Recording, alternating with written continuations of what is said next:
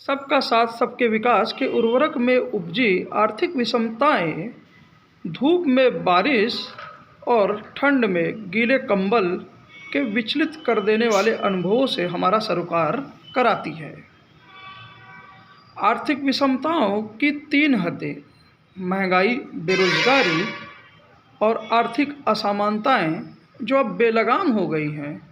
उसी को भारत जोड़ो यात्रा लोगों को संवैधानिक मूल्यों के जरिए जोड़कर लगाम करने की कोशिश करती है। यह मूल्य जो बृहद रूप में हैं वह है प्रेम, सद्भाव,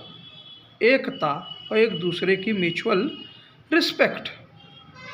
और इस पृष्ठभूमि में अगर हम 4300 घरों पर हल्द्वानी में जो उनके ऊपर इविक्शन की एक तलवार लटक गई है, अगर उनका जिक्र हम ना करें तो एक अपने आप से, अपने स्वयं के आत्मीयता से, संवेदनशीलता से एक बेईमानी प्रतीत होती है। जब भी गवर्नमेंट्स के पब्लिक प्रोजेक्ट्स आते हैं,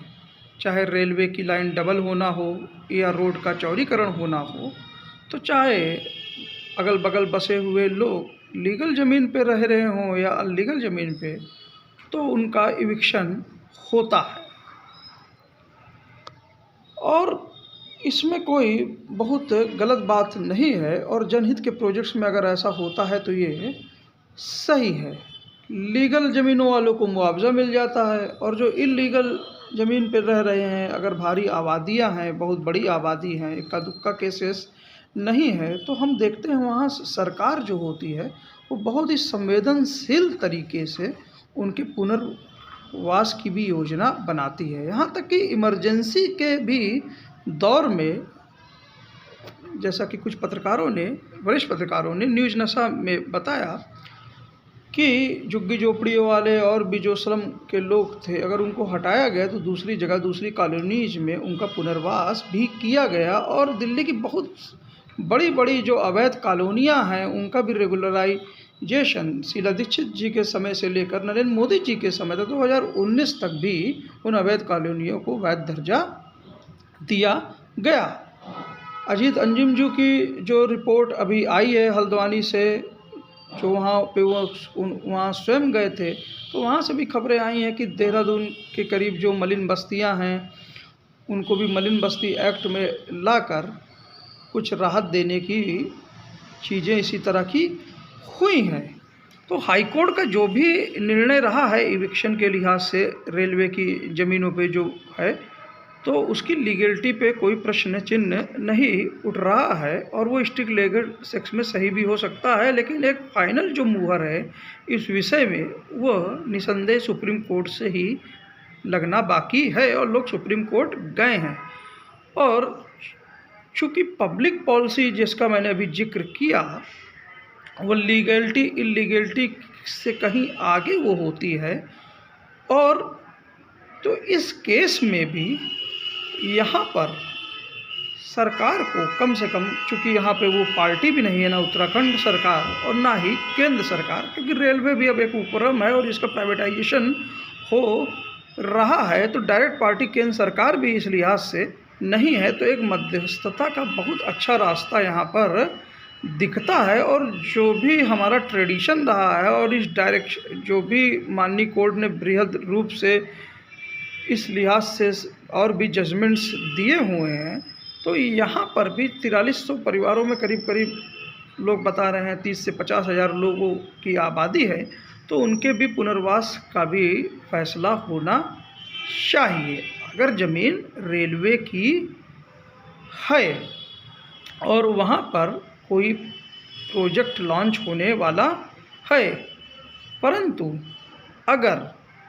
वहाँ पर, जैसा कि सुप्रीम कोर्ट में उम्मीद है कि सारे पक्षों को फिर से सुना जाएगा, और कहीं कहीं बहुत से, अपने इलाहाबाद शहरी देख लीजिए या बहुत से दूसरी जगह देख लीजिए कि रेलवेज हुए या निगम हुए या दूसरे कागज़ पत्र जो भी ऑर्गेनाइज हुए, वो बाद में आए हैं, लोग उससे पहले बस चुके होते हैं। जैसे जिधर नाला जाता है, जिधर पानी जाता है, टेढ़ा बाकुल जो स्लोप के हिसाब से, तो उधरी लोग बसते चले जाते हैं। और जब उसको आज के हिसाब से देखते हैं तो देखते हैं कि अरे ये तो सीधा नहीं जा रहा, ये टेढ़ा हो गया, इंजीनियर्स देखते हैं तो कहीं ना कहीं वो अतिक्रमण भी दिखने लगता है। लेकिन ये जो कड़ाके की ठंड पड़ रही है, और क्या इसमें अभी शायद 10 तारीख को ही इविक्शन का वो है, तो इस लिहाज से जब गवर्नमेंट रैन बसेरा बनाती है तो कुछ नहीं कुछ महीनों के लिए क्यों नहीं हम इसको रैन बसेरा ही पूरी बिल्डिंग्स को घोषित कर देते हैं, और इस बीच में लोगों को अपना पक्ष सुप्रीम कोर्ट में रखने का पूरी तरह से समय भी हो जाएगा। क्या पता उनकी बात ही अगर पूरे तथ्य रखे जाएं तो सुप्रीम कोर्ट एक बृहद व्यू लेती है, तो क्या पता उनका इविक्शन टल जाए और उनको वहीं रहने दिया जाए। और अगर मान लीजिए प्रोजेक्ट नेशनल जा रहा है तो उस दायरे में भी जो इतना स्लम डेवलपमेंट के प्रोग्राम्स चलते हैं, इतनी गवर्नमेंट जो नई नई कॉलोनियाँ बनाती हैं, लोगों को देती हैं, तो क्यों नहीं हम इतनी बड़ी आबादी को, ये 4300 घर हैं, ये अपने आप में एक कस्बे, एक शहर के बराबर हैं। तो यहाँ पर, और स्वयं उत्तराखंड सरकार, जैसा कि न्यूज़ से पता लग रहा है कि वो पार्टी नहीं है और न केंद्र सरकार डायरेक्ट रूप से, तो वहाँ पर मध्यस्थ रोल अपना के इनके लिए नई कॉलोनियाँ आज बसाई जा सकती हैं। अरे वो हमारे देश के नागरिक हैं, वो कहाँ जाएंगे। और रेलवे का जो भी अब एक्सपेंशन हो रहा है, और बहुत सालों से, बहुत दिनों से लोग इसके किनारे बड़ी बड़ी बस्तियां बसी हुई हैं। अभी यहाँ मेरे बगल ही, पुल के बगल पूरी पूरी बड़ी गड़ैया बसी हुई है हज़ारों लोगों की। तो ऐसी स्थितियों में जो भी पॉलिसी गवर्नमेंट की चलती आई है, तो उसको वहाँ पे हल्द्वानी में भी कंटिन्यू सरकार को करना चाहिए, और उनके लिए अल्टरनेटिव कानूनी की व्यवस्था करनी चाहिए। जब बड़े बड़े कॉरपोरेट्स को इंडस्ट्रीज के लिए, फैक्ट्रीज के लिए बहुत सस्ते दामों में ज़मीनें दी जाती हैं, और ठीक है वो रोज़गार भी देते हैं, लेकिन अब रोज़गार की भी हालत देख रहे हैं तो उतना रोज़गार वो दे नहीं पाए हैं। उसके बावजूद भी हमें गर्व होता है कि ठीक है चलिए, अदानी जी हैं, अंबानी जी हैं, ये टाटा जी हैं, बिरला जी हैं, बड़े बड़े उद्योगपति हैं, देश का नाम रोशन कर रहे हैं, लाख आर्थिक विषमताएँ हैं, सब कुछ हैं, तो उनको भी कॉरपोरेट सोशल रिस्पॉन्सिबिलिटी के तहत कम से कम सरकार के साथ कंधे से कंधा मिला के ये जो 4300 घर हैं, अगर मान लीजिए अल्टीमेटली आज नहीं तो कल या 2-4 साल बाद फाइनली इविक्शन होता ही है, तो इस दायरे में इनके लिए कॉलोनीज डेवलपमेंट उस फंड से ये कर सकते हैं, और एक नीति बने रेलवे और नदी के किनारे लोगों के लिए, जहाँ पर लॉन्ग टर्म के लिए, जैसा कि अब अदानी जी अभी बोलते हैं कि हम 2014 में जितनी हमारी बिल थी उसके करीब हम सामाजिक कार्यों के लिए हम उतना पैसा खर्च करेंगे। तो ये बहुत अच्छा मौका है हल्द्वानी कि वो अपने पिताजी की याद में इन घरों को बसा दें। और ऐसे ही 30 जो आप 40 ट्रिलियन इकनॉमी की बात मुकेश अंबानी जी कहते हैं, वो इकॉनमी किस काम की रह जाएगी जब अपने घर, अपने जो लोग हैं वह बिना घर के हो जाएंगे, इस ठंड में, सिहरन में इधर उधर हो जाएंगे। तो यहाँ पर जो भी पक्ष है लीगलिटी से कहीं ऊपर मानवता का पक्ष है, और ये देखना है, और हल्द्वानी एक हमको मौका देता है कि आर्थिक विषमताएं तो चलिए हो गई जो हो गई, कम से कम पब्लिक पॉलिसी के क्षेत्र में विषमताएं न डेवलप होने पाए, मोरल डेफिसिट ना डेवलप होने पाए, दोहरापन और जो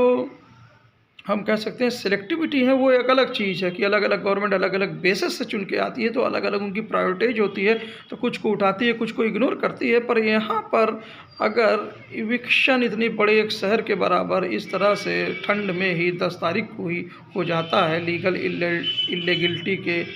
एक नैरो प्रिंस से देखने में, तो कहीं ना कहीं जो बृहत संवैधानिक मूल्य हैं हमारे, जो हमारा वेलफेयर स्टेट है,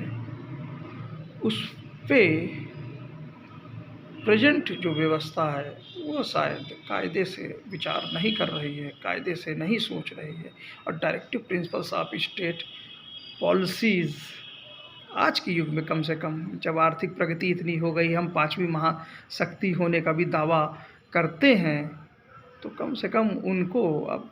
कुछ अमली जामा पहना देना चाहिए, भले ही लीगल बाइंडिंग उस पर ना हो फंडामेंटल राइट्स की तरह। Thank you sir.